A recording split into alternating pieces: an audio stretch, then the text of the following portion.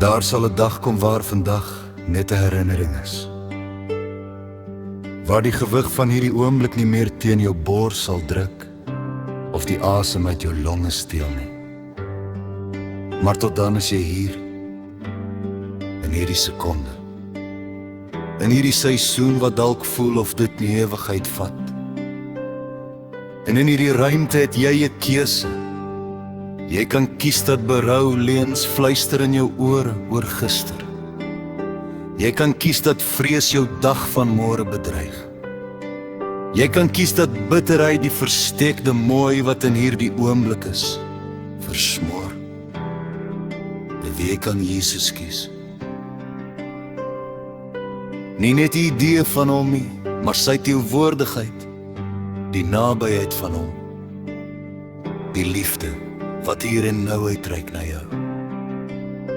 Jy kan kies om te onthou dat hy ook deur lyding gegaan het, dat hy die angel van verwerping, die gewig van droefheid en die diepte van hom te waar gevoel het. En tog het hy onvoorwaardelik lief gehad. Hy het sonder twyfel gegee en gejubel en gejuig, omdat hy die geheim geken het. Alles in hierdie lewe het 'n vervaldatum. Die stryd, die triomf, die wagseisoene, die versplintering, die genesing, niks daarvan sal vir ewig hou nie. Maar Jesus, hy is vir ewig.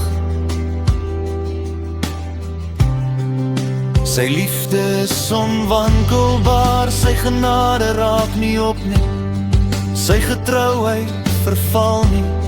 En wanneer jy kies om jouself in hom in vas te anker, word dankbaarheid meer as net 'n vlugtige besluit. Dit word 'n oorvloed van vertroue. Dit word die manier waarop jy sê, selfs hier is my God goed, selfs hier is sy genade genoeg, selfs hier werk hy alles uit vir my beswil. Want hierdie oomblik, hierdie sekonde nou voor jou, sal binnekort gister wees.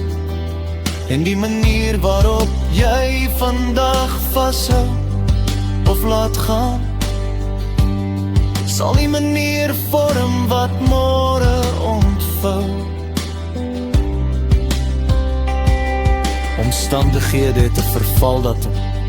Die pyn, die stryd en die onsekerheid sal nie vir ewig duur nie, maar geloof, aanbidding, die teenwoordigheid van God,